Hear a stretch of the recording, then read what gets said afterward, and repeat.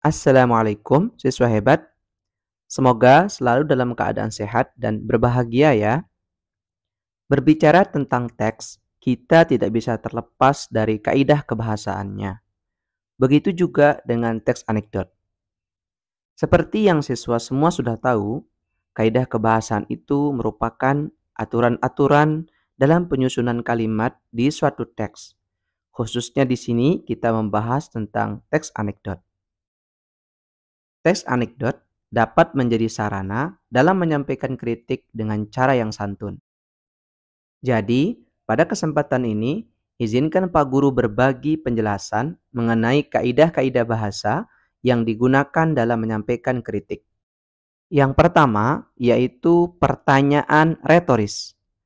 Pertanyaan retoris adalah pertanyaan yang tidak membutuhkan jawaban. Kenapa tidak membutuhkan jawaban? Karena semua orang yang mendengar pertanyaan tersebut sudah mengetahui jawabannya. Contoh pertanyaan retoris sebagai berikut. Yang pertama, siapa yang tidak ingin bahagia? Yang kedua, menurutmu kamu tak pernah berdosa? Yang ketiga, apakah setiap orang berhak berbuat baik? Seperti yang Pak Guru sampaikan sebelumnya, pertanyaan-pertanyaan ini sudah semua orang tahu jawabannya, baik dari si penanya maupun dari pembaca. Pertanyaan ini diberikan fungsinya untuk menyindir, memberi nasihat, dukungan, atau pesan terhadap orang lain secara halus. Semoga dipahami ya. Kaidah kebahasaan teks anekdot yang kedua yaitu majas sindiran.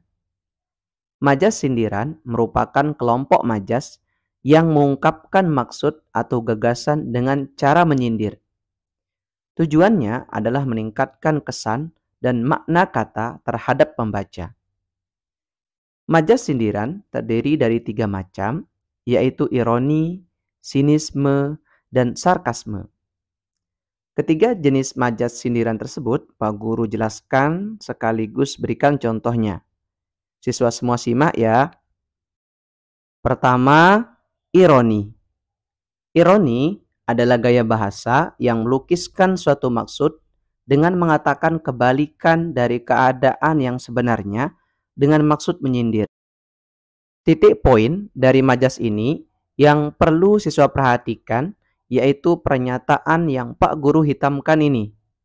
Mengatakan kebalikan dari keadaan yang sebenarnya. Itulah yang siswa perlu ingat tentang majas ini. Contoh majas ironi. Harga kedelai murah sekali, sampai pabrik tahu dan tempe tutup karenanya.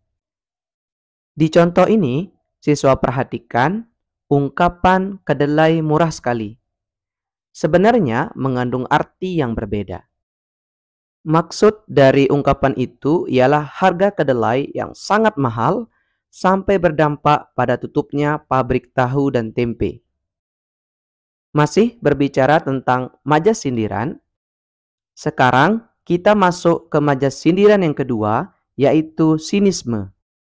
Sinisme adalah gaya bahasa berupa ejekan atau sindiran menggunakan kata-kata kasar yang disampaikan secara langsung dengan setulus hati.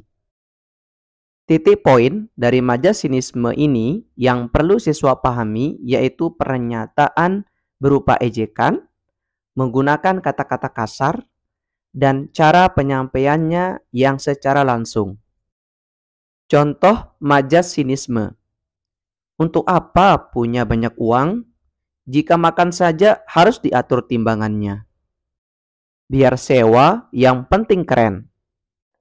Pernyataan itu merupakan ejekan sekaligus sindiran langsung kepada orang kaya yang punya banyak uang. Namun, semua hal dalam kehidupan mereka harus diatur, tidak bebas, termasuk dalam hal makan, karena pertimbangan kesehatan.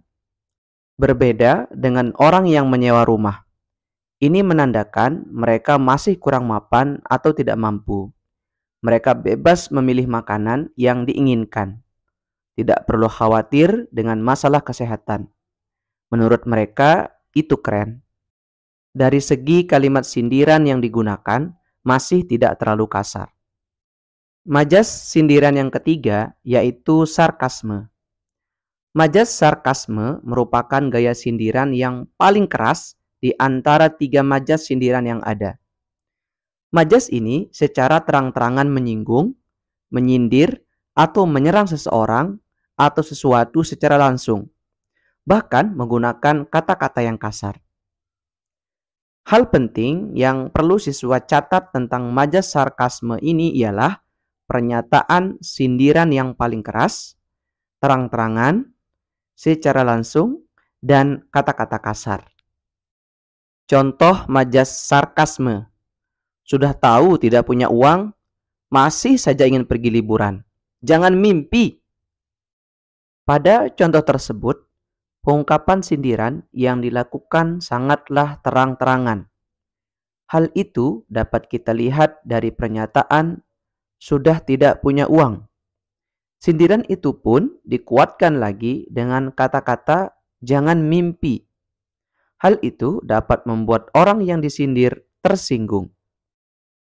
Dari ketiga majas sindiran tersebut, majas ironi dan sinisme lebih diterima untuk digunakan dalam teks anekdot.